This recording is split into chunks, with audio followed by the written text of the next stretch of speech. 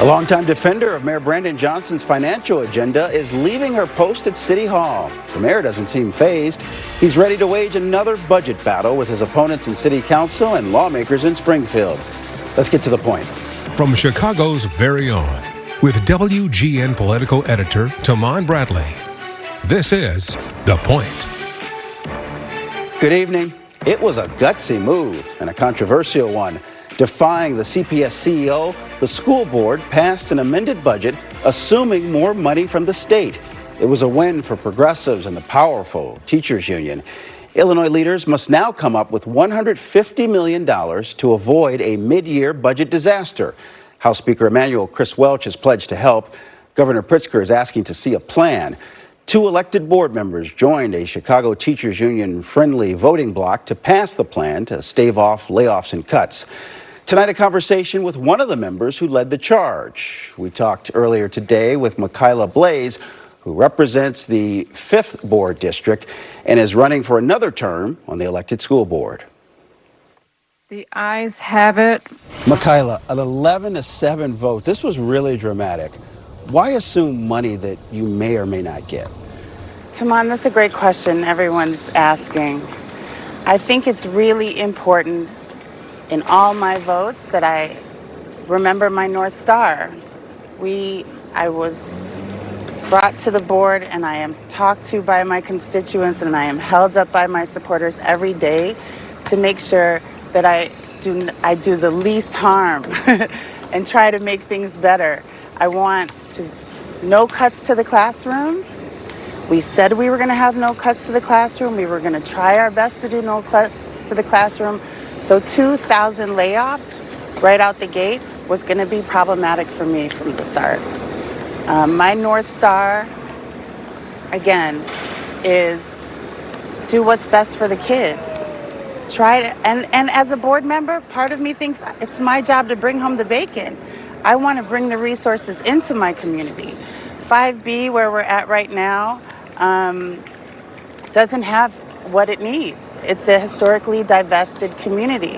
And we need to, and as much as I can, bring more to the community rather than less. Have you heard from lawmakers since that vote? Any state lawmakers? I have not.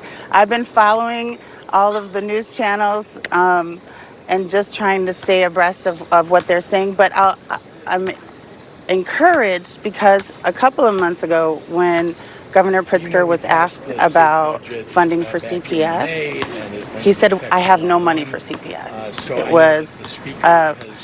There wasn't any discussion about it. Said he would like to do more, but there's no money. Right.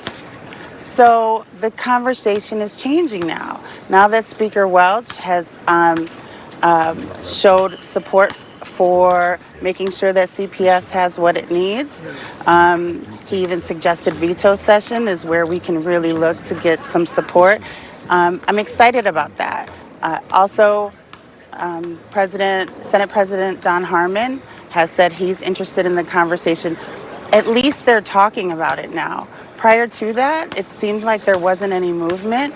And in fact, the funding to CPS, the percentage of the EBF diminished from 87% down to 74%. So over the last 2 years, we've been going backwards in funding. And now I'm hoping we kickstarted the engine to start moving forward. What happens, though, if Springfield can't work this out and send the $150 million? So, Tahman, let's say that they can. Look what happened. What if they don't? They say there's no money. The governor says he'd like to see a plan. There's not a plan. Look what happened in veto session last year with the transit bill. We were going to shut down all the trains and buses and everything. And honestly, in 2017, there was also a line item that the state didn't fund for CPS. And that resulted in the legislation that we know now as the EBF funding. And it catapulted CPS into a whole other tax bracket at that point. It was the biggest increase in funds that CPS had ever received. At 2017, we were 49th in the nation in school funding. And now we've inched back up into the 20s. and now we're headed backwards, but hopefully this is going to kickstart the conversation. And let's remember, the EBF funding applies to the entire state. So I'm talking about CPS. But I'm encouraged about doing this because I know all boats will rise. Schools across Illinois, kids in rural areas where they don't have a TIF fund to pull from or other resources, the state is leaving them in the lurch too. So this is a really what I hope people see, that this is a really important and optimistic time. It can be a time that we point to where we turn the corner and really focus and do the things we say we're going to do. Really focus on our kids and our education system. There now is this narrative that the other side is saying that staffing increased by 10,000 since 2019, where enrollment is down 45,000. At some point, isn't this more than just a money problem? Sure. Okay, so at some point, we're not at that point yet. Again, in 2017, we were 49th in the state for funding our schools. I was here. Classrooms were overfilled. There weren't after-school programs. There weren't languages. There weren't so many of the things that we know that kids need to really dig into school, the after-school programs, teachers with accelerated degrees. Comparing where we are now to 2017 is unfortunate for me because we were in dire straits.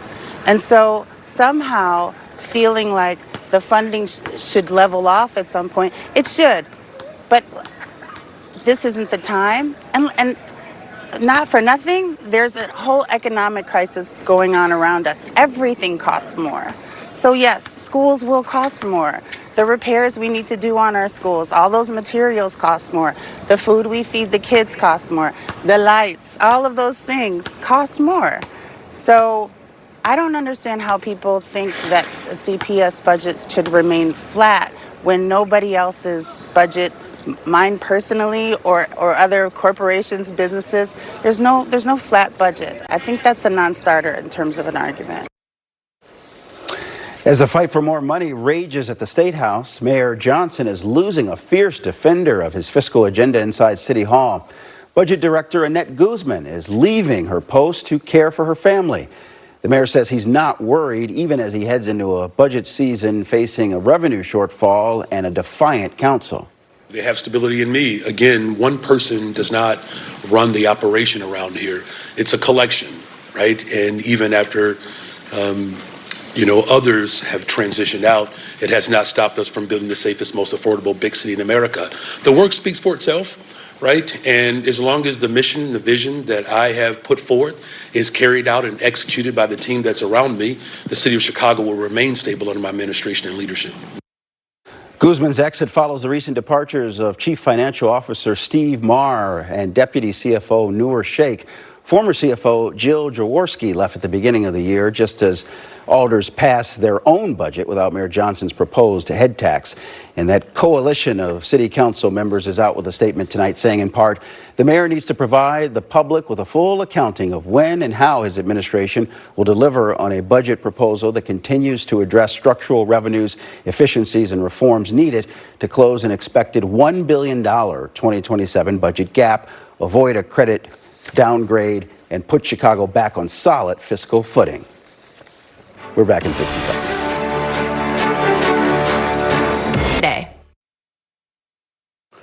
Governor Pritzker wants to see changes in how misconduct is handled at the Illinois State House.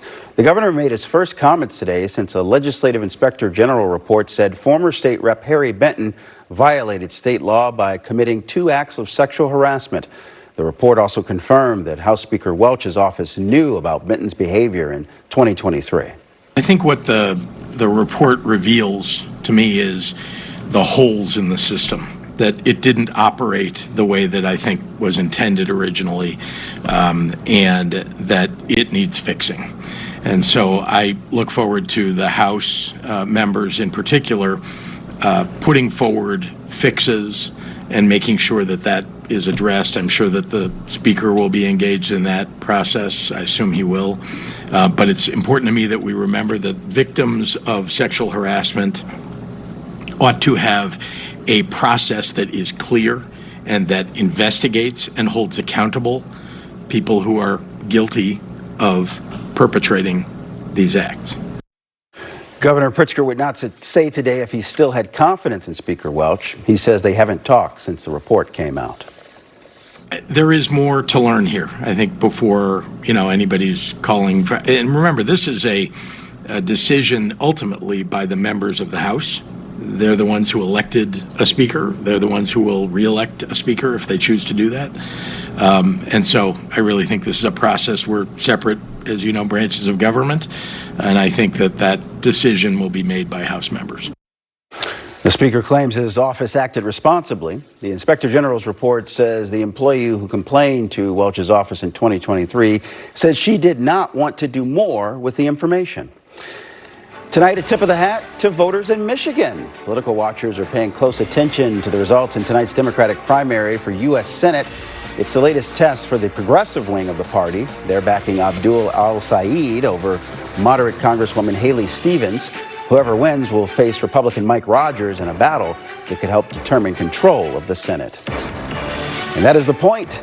I'm Tahman Bradley. Micah is back with more news tonight at 9 o'clock, and flip over to the forecasters right now on WGN+. Good night.